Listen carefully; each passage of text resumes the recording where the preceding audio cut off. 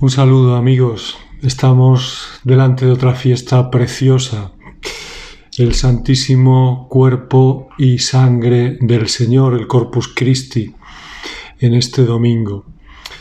Vamos a coger este Evangelio de Lucas que nos presenta la liturgia e intentar tomar algunos detalles que nos ayuden a entenderlo y a vivirlo.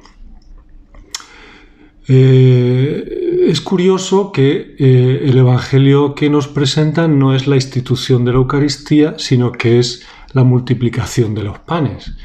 Lo primero yo creo que es preguntarse ¿por qué? ¿Por qué pone este Evangelio? Algunas razones. Yo creo que la clave está en esa frase que dice al principio cuando comienza el Evangelio, que dice, les hablaba del reino.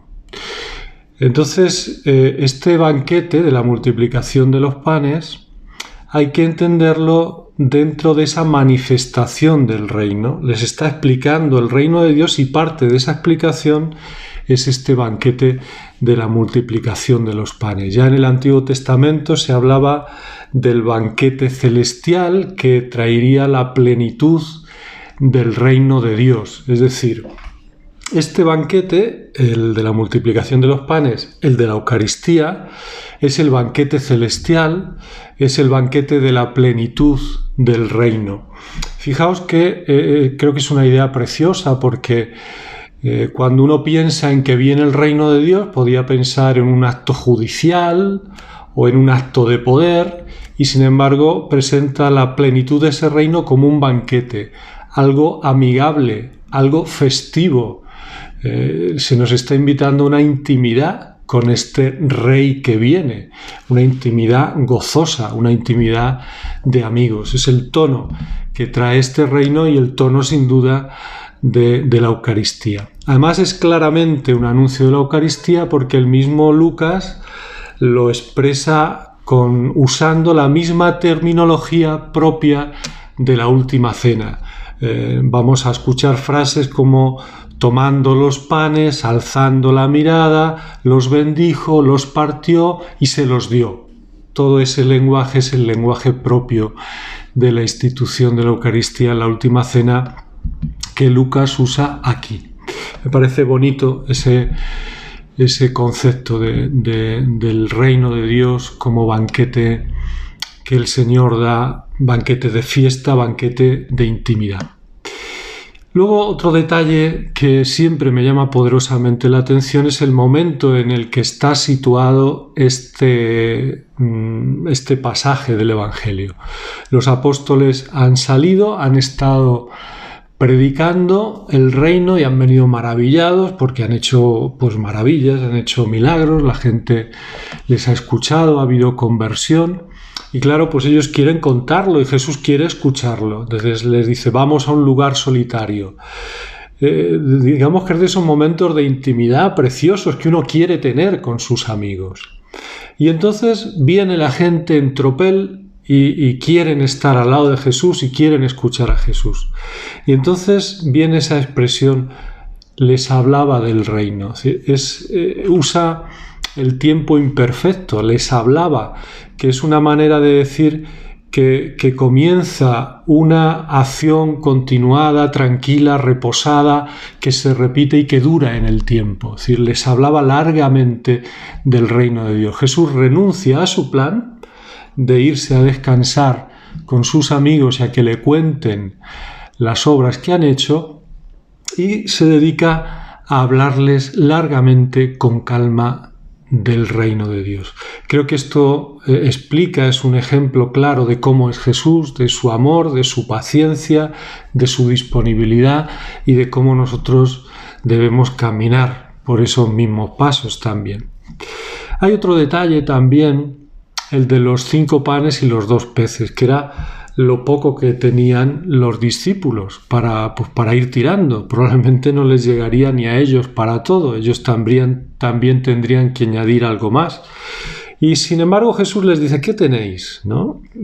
¿Por qué? Porque quiere que experimenten su pobreza, quieren que experimenten que no les da de sí, su impotencia para dar de comer, dice el Evangelio, a 5.000 personas. Es imposible que con esa pequeñez, 5 panes y 2 peces, puedan dar de comer a tantos. Y sin embargo, Jesús toma su contribución. La contribución de los apóstoles es ridícula, es pequeñísima, pero Jesús la toma y Él la multiplica. Yo creo que esto es un esquema de cómo funcionamos en la Iglesia, de cómo quiere Jesús que funcionemos.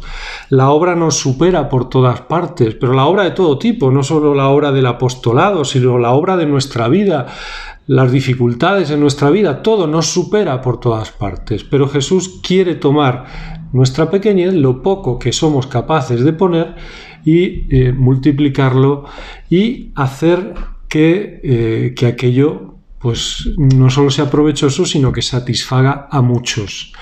Y al final dice, Jesús se los dio para que los repartieran. Es decir, al final, los que dan de comer no es Jesús. Al final, el que da de comer directamente a la gente son los apóstoles. No sé si decir para vergüenza de los apóstoles o para alegría de los apóstoles o para qué, pero esta experiencia de dar de comer desde la impotencia, o de dar de comer con lo de otro, con lo de Jesús, pues esto es lo normal en nuestra vida. No solo, ya digo, no solo al dar de comer a otros en el apostolado, sino al alimentarnos nosotros. Dios nos llena y a veces no sabemos ni cómo ni por qué, y nos da fuerzas cuando nosotros no las tenemos. Y también el final, cuando dice, se saciaron y recogieron 12 cestos de sobras, es decir, la esplendidez de Dios. Dios satisface y satisface las necesidades humanas. Tenemos que darnos cuenta de esto. Dios satisface. A veces andamos en nuestra vida pues cansados y agobiados, como dice en otro momento la Escritura. Y a veces hay que pararnos y decir, bueno, ¿qué es lo importante? María ha escogido la mejor parte y no se la quitarán. Ya sé que a veces en nuestra vida pues hay muchas complicaciones y muchas dificultades, pero no hay que olvidar esto. El Señor ha venido para saciarnos incluso humanamente, para que quedemos satisfechos, para que estemos felices con Él y en su presencia.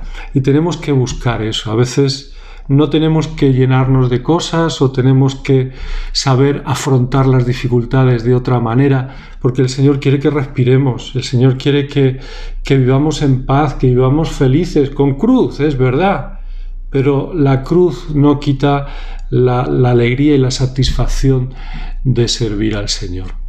Pues que este sacramento que contiene en sí todo deleite, pues realmente nos deleite, nos satisfaga, nos llene y nos dé plenitud en nuestra vida, que disfrutemos de este banquete de amigos que el Señor nos prepara.